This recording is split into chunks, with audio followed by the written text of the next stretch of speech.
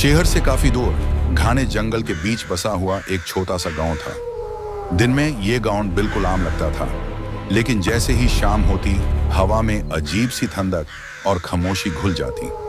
लोग सूरज डूबने से पहले ही अपने घरों के दरवाजे बैंड कर लेते थे। गांव के किनारे एक पुरानी हवेली थी जिसे सब खूनी हवेली कहते थे। उसकी दीवारें टूटी हुई थी, खिड़कियों से अंधेरा झांकता था और रात को वहां से अजीब आवाजें आती थी। गांव वाले कहते थे कि जो भी रात के वक्त उस हवेली के पास गया वो कभी पहले जैसा नहीं रहा। इसी गांव में आरव नाम का एक लड़का रहता था। उसका मन बहुत जिज्ञासु था। गांव वालों की बातों पर उसे यकीन नहीं होता था। एक रात जब पूरा गांव सो रहा था, आरव ने तय कर लिया कि वो उस हवेली का सच खुद जानेगा। हाथ में छोटी सी लैंटर्न लेकर आरव धीरे धीरे हवेली की तरफ बढ़ा। जंगल बिल्कुल शांत था, सिर्फ पट्टों की सरसराहट सुनाई दे रही थी।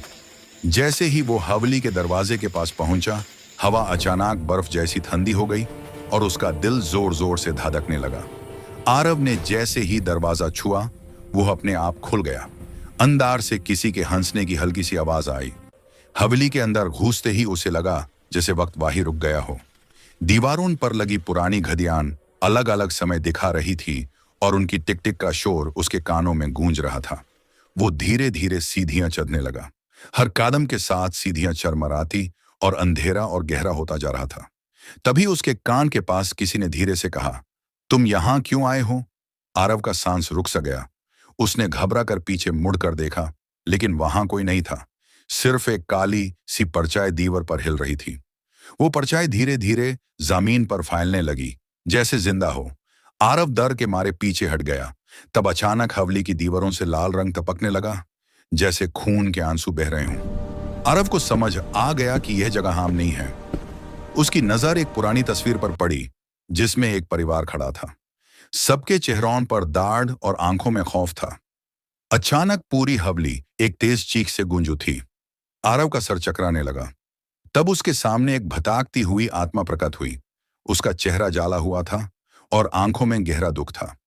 उस आत्मा ने अपनी कहानी सुनाई कि कैसे यूजे और उसके परिवार को धोखे से इसी हवेली में जिंदा जला दिया गया था। आरव का दिल भर आया।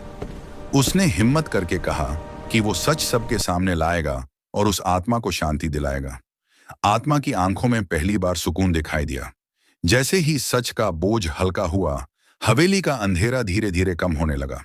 सुबह की रोशनी खिड़कियों से अंदर आने लगी।